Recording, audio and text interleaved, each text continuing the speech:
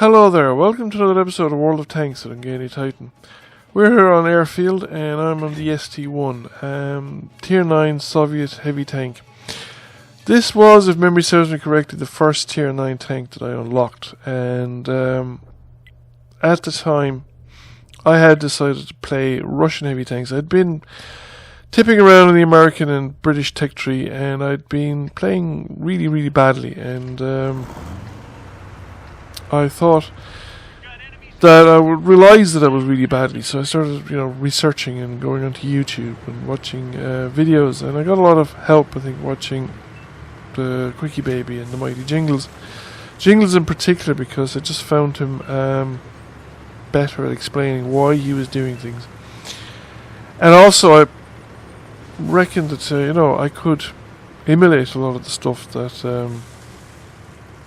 Jingles could do, in the sense that whereas Quickie Baby always was a very technical kind of player, and a lot of his play is based, in my opinion, on very good memory. The very fact that he has really good head for statistics. He knows every tank he's opposing, he knows their weak spots, he knows their armor effectiveness.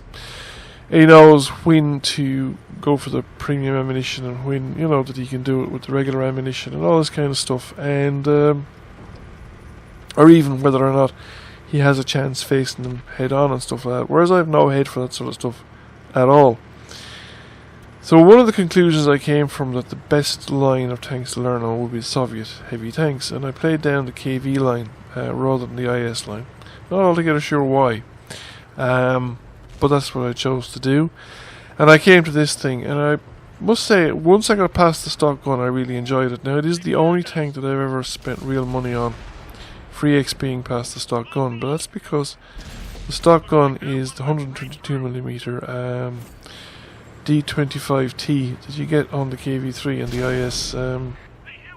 the IS, yes. Tier 7, and it's brilliant going to Tier 7, but Tier 9, you don't want to see it.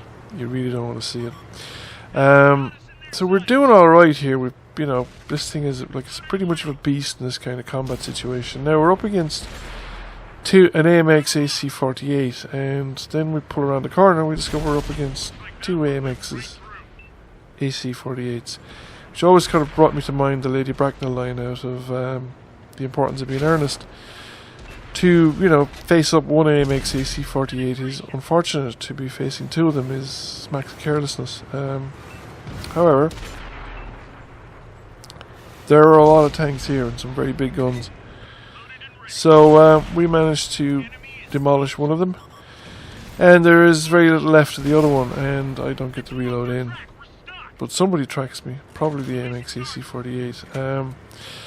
Thought about going after those guys, and then there was a VK101P, and I take great pleasure in destroying those things since they appeared in the game, because the first couple of games that I ran into them, I can't remember what I was in, but it wasn't capable of actually damaging them a lot or at all, much.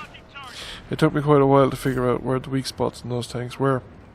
And there aren't any really from the front. You either have the penetration or you don't. We've taken quite a hit there from the Borsig, but we should be able to punish him. Now, that one went over his head.